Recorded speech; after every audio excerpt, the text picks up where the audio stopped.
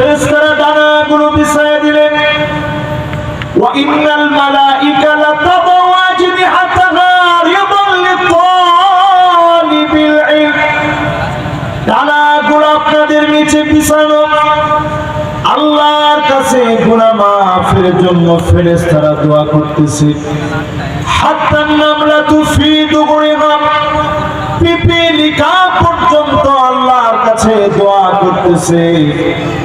নদী আর পুকুরের সব মাছগুলো আল্লাহর কাছে দোয়া করতেছে, আয় আল্লাহ আপনি গোলামগুলোর গুনাহগুলো মাফ করে দেন। শুধুমাত্র বেজার হচ্ছে শয়তান, একমাত্র শয়তানকে খুশি করে যারা উঠে চলে যায়। আল্লাহর গোলামেরা খাবার পায় না। 40,000 শিশু বাচ্চা মাকে হারিয়ে ফেলেছে। বাপ হারায়া চিৎকার করে ছোট ছোট বাচ্চাগুলা কাঁদতেছে। ক্ষুধার যন্ত্রণা সহ্য করতে না পেরে ছোট ছোট বাচ্চাগুলা চাবায়া চাবায়া ঘাস পর্যন্ত খাচ্ছে। পানি পর্যন্ত মুসলমানের ঘরে নাই, মাথার উপরে ছাদ নাই। আমি আপনি তো ওই মুসলমান, কাজাসাদিন ওয়াহিদ, এক দেহ এক প্রাণের মতো হওয়ার কথা। ওই মুসলমান মার খেলে আমার হৃদয়ের ভিতরে টান লাগার কথা, হৃদয়টার ভিতরে জ্বলে যাওয়ার কথা, সারা মুসলমান ঐক্যবদ্ধ হয়ে যাওয়ার কথা, ঠিক কিনা বলে?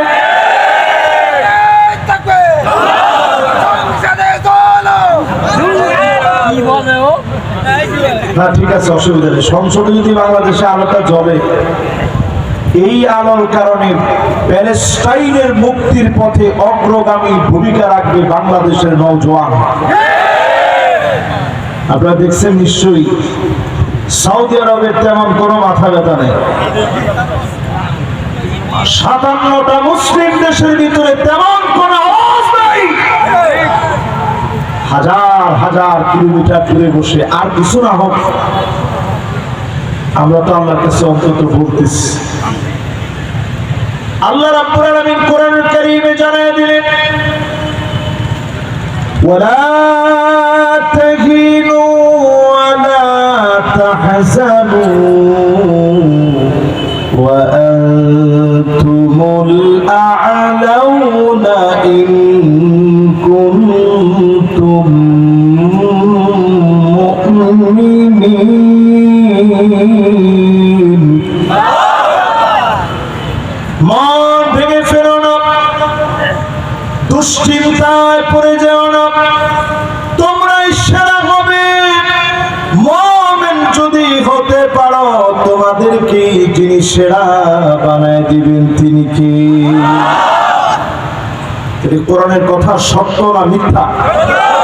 একটা লোক চুপ থাকা যাবে না, এটা সবাই বলতে পারে, কিন্তু ইমানের বিষয়। সত্য না মিথ্যা? একটা লোক চুপ থেকে না, সবাই বলেন সত্য না মিথ্যা? আল্লাহর কথার চাইতে সত্য কথার কার কথা হতে পারে? আল্লাহর কথার চাইতে সত্য কথার হতে পারে না। সে আল্লাহ জানায় দিলেন তোমরাই সেরা হবে। আমরাই যদি সেরা হব, সারা দুনিয়ার ভিতরে 2 কোটি মুসলমান আজকের রাত্রেও মার খাচ্ছে। 20 কোটি মুসলমানের মাথার উপরে ছাদ নাই, শরণার্থী হয়ে গেছে। আল্লাযীনা উখরিজু মিন দিয়ারিহিম বিগাইরি হক ইল্লা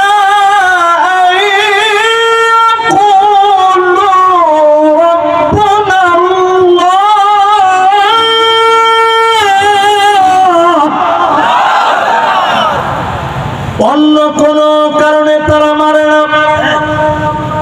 অন্য কোন কারণে তারা বের করে দেয় না, অন্য কোন কারণে তারা মুসলমানদের উপরে জুলুম করে না। একটাই কারণ, মুসলমান বলে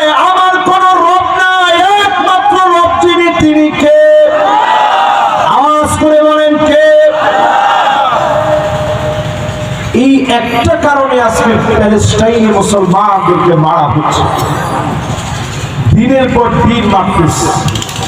তাদের তালমুদ নামক গ্রন্থের ভিতরে আসে 80 বছরের বেশি ইহুদিরা কোথাও স্টে করতে পারে না। এই যে 1.5 বছর ধরে তারা এত পরিমাণ মুসলমান মারতেছে, 68,000 মুসলমানকে শহীদ করে দিয়েছে। 1 লাখের মতো মুসলমান হসপিটালে আছে। সারা দুনিয়া নির্ভীক তাকায় আছে, বলার মতো কেউ নাই। আমরা বাংলাদেশে বসে ফিলিস্তিনিদের দৃশ্য দেখে কাঁদি। মা ছোট্ট বাচ্চার জন্য ছোট্ট একটা প্যাকেটের ভিতরে, বিস্কিটের খোসার ভিতরে একটা গাড়ি থেকে ফোঁটায় ফোঁটায় পানি পড়ছে। মা সেই পানি সন্তানের জন্য কুড়ায় এনেছে। সন্তানের পেট পিঠের সঙ্গে লেগে গেছে, মা সন্তানকে পানি দিবে। এই দৃশ্য দেখে আমার মনে পড়ে গেছে হাজার আলাইহিস সালামের কথা। যেই মরু প্রান্তে কোনো পানি ছিল না, সেখানে জমজমের মতো পানির নল ধারা যিনি প্রবাহিত করে দিলেন, তিনি কি? আজকে যখন ফিলিস্তিনের দিকে আপনি তাকাবেন, গাজার ভিতরে তারা মারতেছে, রাফার ভিতরে তারা মারতেছে, প্রান্তে প্রান্তে মুসলমান মরছে। আপনার কাছে মনে হবে মুসলমানের যাওয়ার মতো কোনো জায়গা নেই। ঠিক ওই মুহূর্তে আপনি মাথার মধ্যে নিয়ে আসেন মুসা আলাইহিস সালামকে, যখন ফেরাউন ঘেরাও করে ফেলেছে সৈন্যবাহিনী নিয়ে, পুরা ফোর্স নিয়ে, শক্তি নিয়ে যখন ঘেরাও করে ফেলেছে, যাওয়ার মতো আর কোনো জায়গা নাই। সঙ্গে সাথীরা বলতেছে, নবী মুসা ধরা পড়ে গেলাম, আজকে তো যাওয়ার কোনো জায়গা নাই।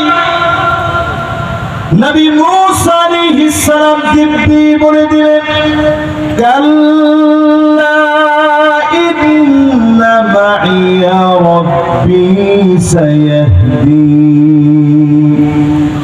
কশিন কালেও না, আমার একজন মালিক, আমার আল্লাহ আছে, অচিরেই আমার আল্লাহ আমারে পথ দেখাবে। বলেন আল্লাহু আকবার। আপনি আমি যতই মনে করতেছি ফিলিস্তিনিরা তো শেষ, ততই আপনি বুঝে নেন অচিরেই যিনি পথ দেখাবেন তিনি কি। ওটাকে আপনাদের বুঝতে কষ্ট হচ্ছে? একজন যুবক, বাজার আজকের ওয়াজটা তোমার জন্য। এই যে যুবক দুইজন, বাজার বড় মাশাআল্লাহ, তোমরা যদি যাও বাজার, তাহলে ফিলিস্তিনের ওয়াজ শোনাবো কেন? ফিলিস্তিনের ওয়াজ সব আজকে আমার যুবকদের জন্য, মুরব্বীদের জন্য তো নিশ্চয়ই। তাহলে মুরব্বীরা আবার চিন্তা করবো, হুজুর আমরা তাহলে আর ওয়াজ শুনবো। আপনাদের মনোযোগ আছে তো সবার? আমি খুব বেশি লম্বা ওয়াজ করবো না আজকে, যেহেতু মনটা খুব ভালো না। ফিলিস্তিনের ওয়াজ শুরু করছি, মনটা দুর্বল হয়ে গেছে। আমরা তো এখানে ওয়াজ শুনতেছি, আর চিন্তা করেন আমার ভাইয়েরা একটু খাবার খাইতেছে। ছোট ছোট বাচ্চাগুলা মা বলে দৌড়াচ্ছে, খাবার দেওয়া, সোহাগ দেওয়ার মতো মা নাই। বাবা চলে গেছে অনেক দূরে, আর কোনো দিনের জন্য দেখা হবে না। এরপরেও তাকা দেখবে ছোট ছোট বাচ্চা আকাশের দিকে আঙ্গুল উঠায় কথা বলে মালিকের সঙ্গে, এক বাক্যে বলে তোদের কাছে মাথা নত হবে না, কারণ আমরা এক মালিকের গোলাম। ঠিক কিনা বলে? এবার আপনাদের মনে যাদের ভয় ঢুকে গেছে, হুজুর এত মায়ের খাচ্ছি, তাহলে আমরা বিজয় অর্জন করবো কবে? ফিলিস্তিন কবে বিজয় অর্জন করবে? আজকে লিখে রাখেন খাতা কলম। এটা কোন এলাকা জানেন?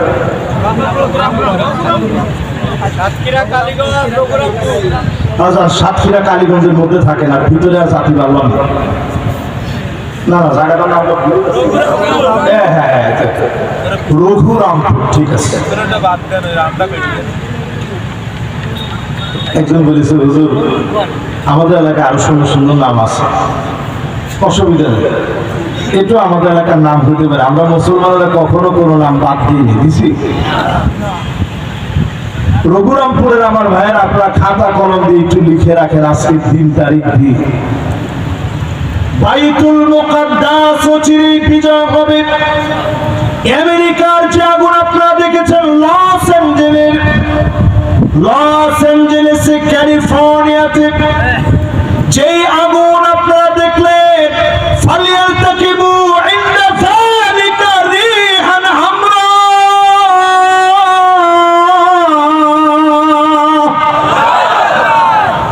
বাতাসের সঙ্গে আগুন আসছে, অদৃশ্য আগুন জ্বালা পুরা ছারখার করে দিয়েছে।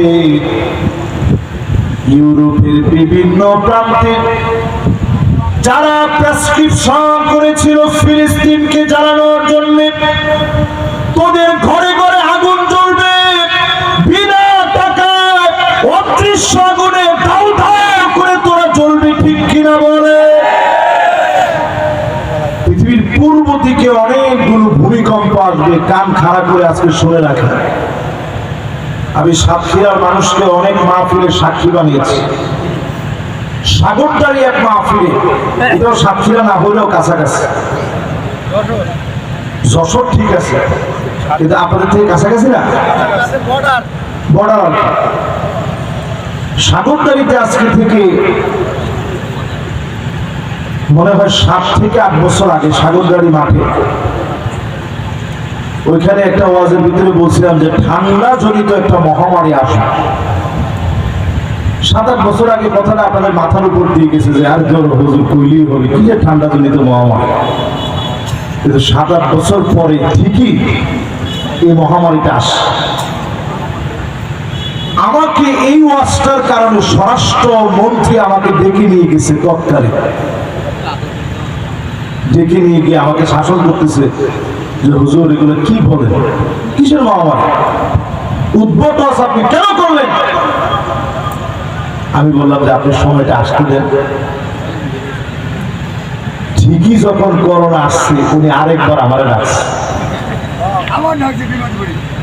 দেখি বলতেছে হুজুর ঠান্ডা জনিত মহামারী তো চলে এসেছে। আজকের এই মাহফিলে এই কথা বলে আপনাদেরকে স্মরণ করায় দিই, ফিলিস্তিন বিজয় হবে। যারা এখনো ফিলিস্তিনের পক্ষ নেয় নাই, ওই গাদ্দার গুলার ঘাড় আল্লাহ মটকায় দিবে। এই জন্য অন্তত মার্চ ফর গাজা যেটা আমরা করলাম, আর কিছু না হোক, উম্মাহ কনসেপ্ট জাগ্রত হয়েছে। ইসরায়েলের পত্রিকার ভিতরে নিউজ হয়েছে বাংলাদেশের মতো একটা দেশ এত বড় আন্দোলন করতে পেরেছে। বাংলাদেশের ব্যাপারে সজাগ থাকতে হবে।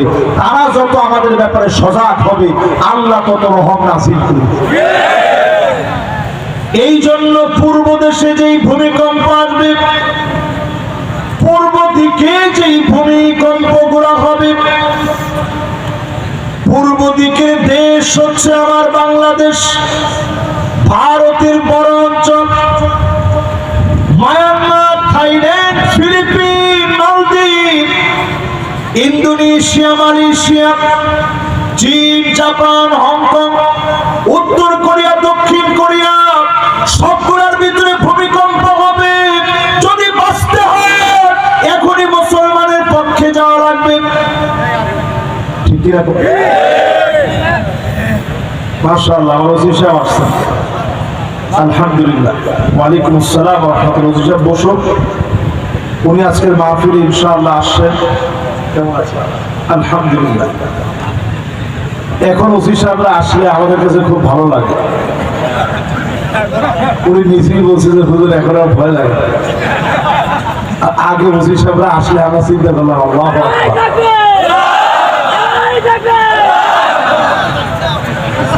এই যে মাশাআল্লাহ ওসি সাহেব আসার পর উনি যে নারায়ে তাকবীর দিল, বিগত 15 বছরে এরকম একটা নারায়ে তাকবীর ওসির সামনে দিলে ওসি সাহেব নিজে মুসলিম হিসাবে মেনে নিতেন, কিন্তু ওনার চাকরি যাওয়ার সম্ভাবনা ছিল। যে আপনি কোন দলের লোক যদি নাই হন, যাওয়ার সাথে সাথে নারায়ে তাকবীর কিসের জন্য? আল্লাহ তাআলা দিন পরিবর্তন করে দেন, দিয়ে আল্লাহ তাআলা পরিবর্তন করে দেন। এই সাতক্ষীরা থেকে 86 কিলোমিটার জায়গা তখন আমার দৌড়ায় নিয়ে গেছে। তখন এসপি সাহেব ছিলেন মুস্তাফিজ সাহেব, ওনারে দেখে মনে হলো আমি সে রাত 2টার দিকে ওনারে অনেক ফোন দিছি, দিতে উনি ফোন ধরলেন। উনি বললেন হুজুর যেমনি হোক আপনি সাতক্ষীরা পার হয়ে চলে যাবেন। আমি কোনে যাবো? হুজুর যেথায় পারেন চলে যান, সাতক্ষীরায় থাকেন। আহা, আমি গতকালকে মাহফিল করার পরে মনে পড়ছে, আজকেও আসার সময় মনে পড়ছে কি দিন গেছি। মানে তারা ঘুম করে ফেলবে। আল্লাহ তাআলার মেহেরবানি, আল্লাহ সেই দিনটা সরাই দিচ্ছে। আল্লাহ যেন মুসলমানদেরকে একটা বৃহৎ বিজয় দান করে দেন, পড়েন আমিন। যেহেতু ওসি স্যার আসছেন, আজকে ওনাকে সামনে নিয়ে আপনাদেরকে 20টা হাদিস আমি শোনাবো। ওনারা তো আমি সবসময় পাই না, রাসূলের কথা কত অথেন্টিক, কত নির্ভরযোগ্য, কত সত্য, এটা বোঝানোর জন্য 20টা হাদিস শোনাবো। আমি চলতেছিলাম এক আলোচনা, এখন ডাইভার্ট হয়ে সেখান থেকে আরেক আলোচনায় চলে যাই। ঠিক আছে তো ইনশাআল্লাহ? আপনারা ঠিক করে আবার সমর্থন দিচ্ছেন, সবগুলো ফিলিস্তিনের পক্ষে বলবো। 1 নম্বর হাদিস শুনেন, আল্লাহর হাবিব বলেন এমন সময় আসবে মুসলমান হাত্তা তুল আরদু দামান ওয়া ইয়াকুনুল ইসলামু গরীবা, জায়গায় জায়গায় তোমরা রক্ত দেখবে, অন্য কোন কারণে মার খাবে না, শুধু ইসলামের কথা বলার কারণে জায়গায় জায়গায় তোমাদেরকে মারা হবে। ঠিক তো বলছেন আপনার দর্শনে, এখন তো দুজনে বলছেন কি আপনারা ভয় পেতেছেন? সরে সরে বলেন এই হাদিসটা কি ঠিক না বেঠিক? হাদিসের ব্যাপারে কোনো সন্দেহ রাখা যাবে? 1 নম্বর হাদিসের ভিতরে নবীজি বলছেন জায়গায় জায়গায় মুসলমানের রক্ত পড়ে থাকবে, কারণ হবে শুধু ইসলাম। ঠিক কিনা? আজ ফিলিস্তিনে বলেন, নাইজেরিয়াতে বলেন, সোমালিয়ায় বলেন, ইথিওপিয়াতে বলেন, সুদানে বলেন, বুর্কিনা ফাসোতে বলেন, আজ পৃথিবীর অনেক দেশ আছে জীবনে কোনোদিন নাম শোনেন নাই, অসংখ্য দেশের ভিতরে 2 কোটি মুসলমান মার খাচ্ছে, 20 কোটি